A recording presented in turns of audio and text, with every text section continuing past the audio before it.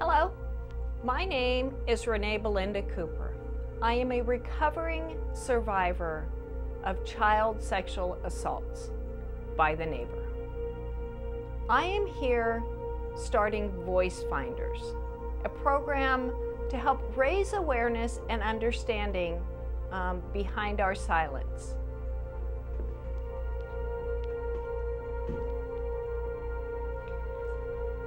Child sexual assault is an ugly, ugly problem.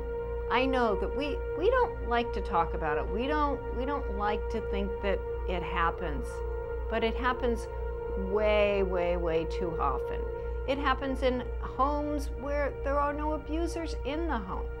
For myself, I grew up in a very loving, middle-class, conservative family.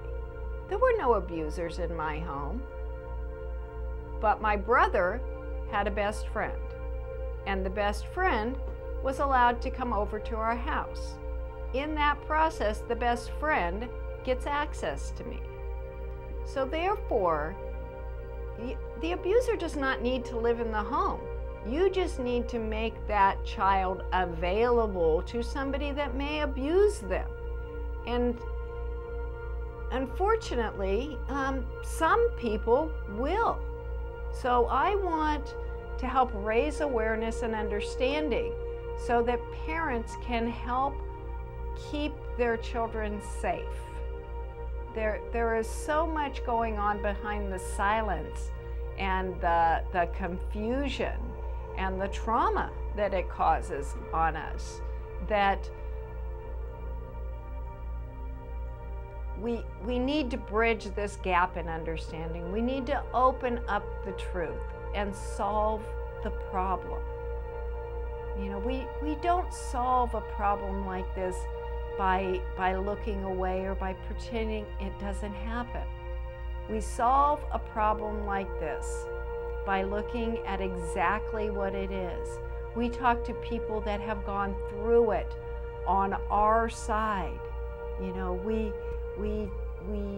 understand the things like the repressed memories. Repressed memories are probably the most common area that you're going to find repressed memories is on childhood sexual assault.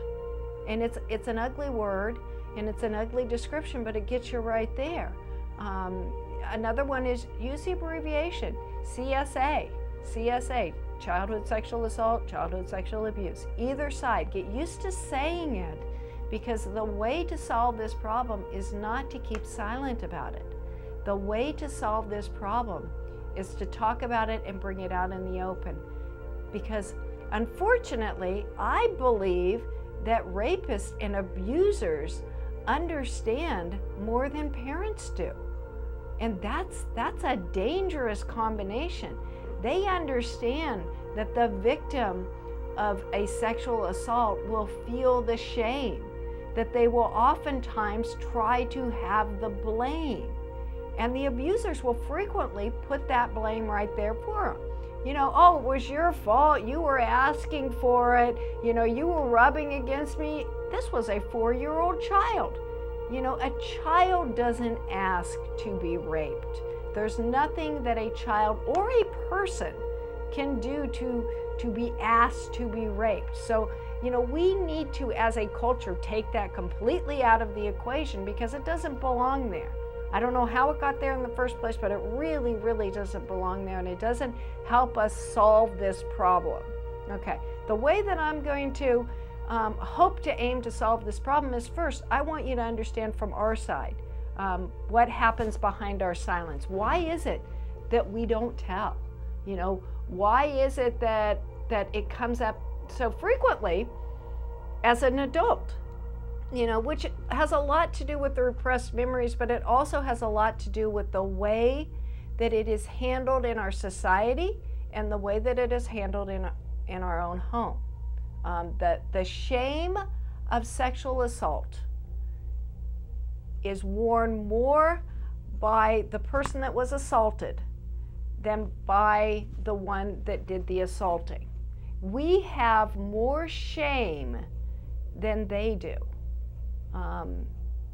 It's disgusting to us. And it is amazing to me that people think that we want to go out there and tell people that right out in the open. Sexual assault makes us feel dirty on the inside. And then our culture, with the way that we handle it, makes us feel dirty on the outside. So we need to get the dirty all off of us. You know, and maybe that's why I'm letting you see this as I'm finishing up my last rounds of my therapy. Which is why I partially look sick and puffy and all of this, is this last year I came out to my family so that I could do what I think needs to be done. We need to have this discussion out in the open.